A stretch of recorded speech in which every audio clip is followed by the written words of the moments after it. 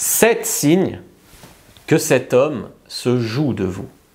Bonjour à toutes, c'est Fabrice Julien, notamment auteur du livre « Le trouver, le rencontrer, le garder, séduire votre homme idéal en appréciant la quête ». Dans cette vidéo, je vais vous parler des signes qui montrent qu'un homme se joue de vous. Dans mon club VIP, dans la formation en ligne, on en est au module « Comprendre les hommes », on en est à la semaine 11.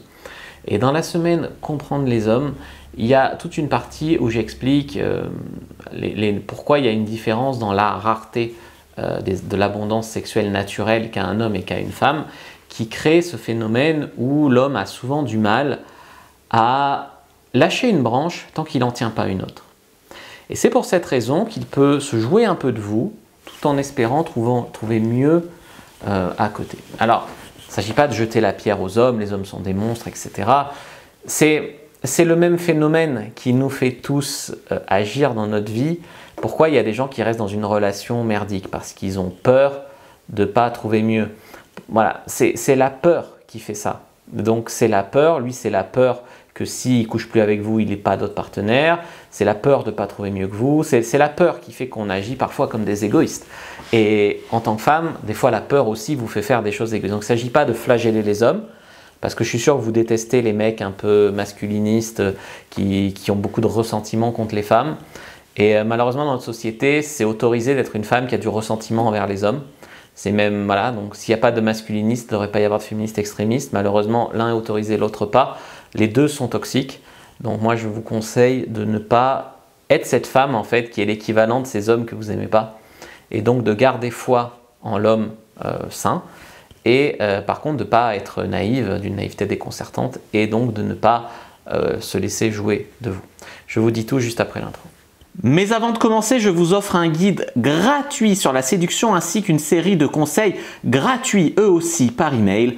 Pour les recevoir, si vous êtes intéressé, c'est très simple. Cliquez sur le premier lien dans la description de la vidéo. Si vous êtes motivé, vous le trouverez. Abonnez-vous et activez la cloche parce que si vous ne le faites pas, YouTube ne vous préviendra pas à la sortie des prochaines vidéos et vous allez rater des pépites. Mettez un like pour me faire savoir que vous pensez que cette vidéo est utile et pour que j'en fasse d'autres comme ça ou sur ce thème-là. Si vous pensez que ce contenu est utile, partagez-le en public ou en privé, je comprendrai. Vous pouvez aussi me laisser un commentaire, je les lis tous et j'y répondrai avec grand plaisir. Alors les amis, le premier signe qu'un homme se joue potentiellement de vous, et c'est même quasi sûr, c'est qu'il n'a aucun projet avec vous, il ne donne aucun engagement clair. Quand vous amenez la discussion de ce que vous pourriez faire ensemble dans 6 mois, dans 1 an, dans 2 ans, ou après être marié, ou comment vous pourriez appeler vos enfants, bref, quand vous parlez de l'avenir avec lui, vous n'avez jamais de réponse. Il ne joue pas ce petit jeu, il fait toujours des réponses vagues ou évitantes. De même, quand vous en êtes à essayer de parler engagement ou ne serait-ce qu'exclusivité sexuelle, quand vous essayez de parler de ça, vous n'obtenez que des réponses floues. Alors ne faites pas l'erreur de donner unilatéralement votre exclusivité sexuelle à un homme qui profitera de votre fidélité d'un côté, mais continuera à rencontrer d'autres femmes par ailleurs. Vous lui donneriez un énorme avantage qu'il aurait à être votre petit copain sans qu'il ait la contrainte de l'engagement. Donc c'est tout bénef pour lui et ce serait vous la pigeonne. Donc ça c'était le premier truc. Deuxième truc, eh bien, il invente beaucoup d'excuses. Et ça j'ai fait une comparaison assez marrante l'autre fois dans le live. Je disais, indépendamment, toutes les excuses peuvent être recevables. Par exemple, il est possible qu'une fois il ait mal à la gorge, il est possible qu'une fois son père soit malade, il est possible qu'une fois il ait une urgence au travail, il est possible, ainsi de suite. Mais quand mis bout à bout, ça fait un mec qui vous pipote tout le temps, qui annule tout le temps, qui n'est pas fiable, c'est qu'il y a un loup. C'est comme Macron. Macron, indépendamment, il a plein d'excuses. Il a hérité du mandat Hollande, les gilets jaunes, c'est pas sa faute, le Covid, oulala, c'est pas sa faute, la guerre en Ukraine, oulala, c'est pas sa faute, voilà, ainsi de suite. Il a toujours une excuse, sauf que ça fait trop pour un seul homme. Et bien votre mec, c'est pareil. S'il vous sort toujours des excuses un peu pipeau, même si indépendamment, bon, il y a moyen de le croire, mais qu'à force, ça fait juste trop pour un seul homme, attention.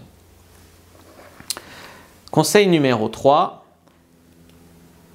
il ne répond pas toujours à vos appels ou à vos textos. Alors ça, il faut que vous compreniez bien qu'un homme intéressé peut oublier de temps en temps une fois de vous répondre pendant 1 heure ou 2, ou même 24 heures, mais grand maximum.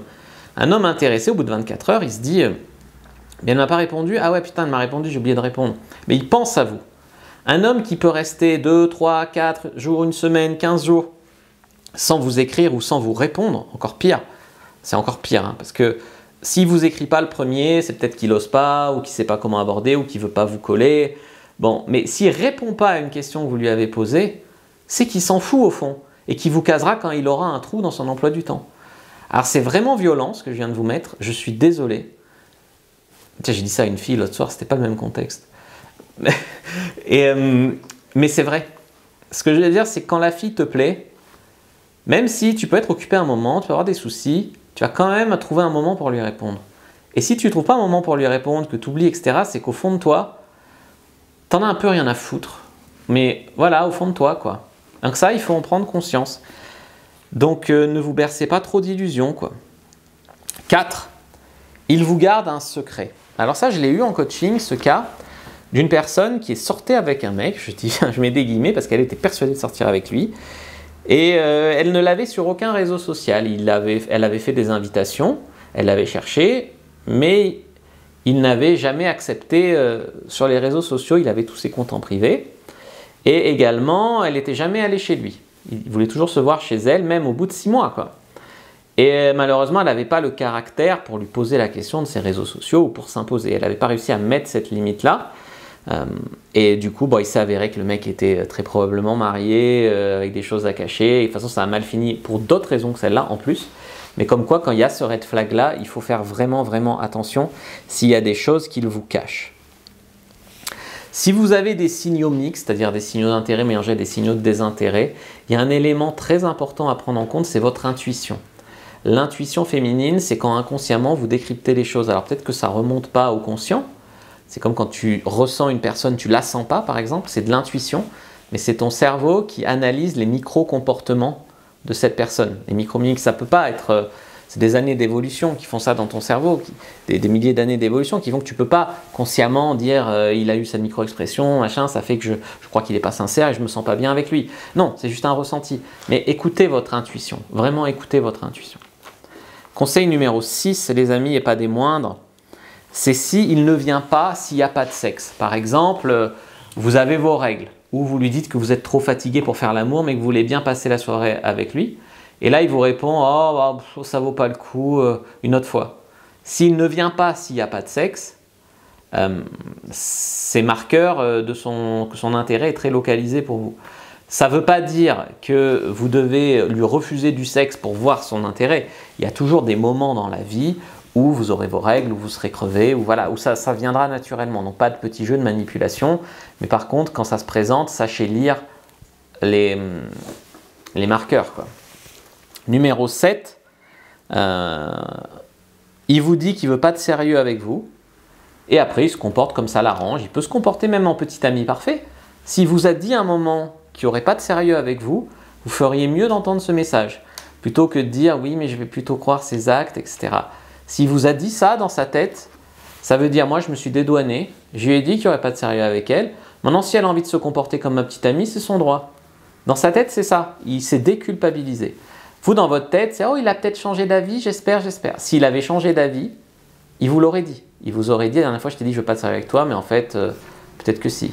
S'il vous dit rien, qu'il ne vous dit pas qu'il a changé d'avis, et que vous, en fait, vous espérez juste en fonction de son comportement, vous risquez de tomber de haut, genre du 3e étage, quoi, à peu près. Vous risquez de tomber de haut, quand même. J'espère que cette vidéo vous a plu, vous a appris des choses. Je ne pense pas qu'elle vous ait plu, je pense qu'elle vous a remué, mais qu'elle vous a appris des choses, ce qui est vraiment l'important pour moi. Je ne suis pas là pour vous passer la pommade, ou je ne suis pas là pour dire que vous êtes là pour pécho, pour vous prendre pour des débiles. Je suis là pour vous dire les choses qui font plaisir comme les choses qui fâchent. Et aujourd'hui, c'était des choses qui fâchent. Mais parfois, c'est celles qui font le plus avancer dans la vie. Donc n'hésitez pas à mettre un like, à commenter. Moi, je vous dis à bientôt et que le Dieu de la séduction soit avec vous, les amis.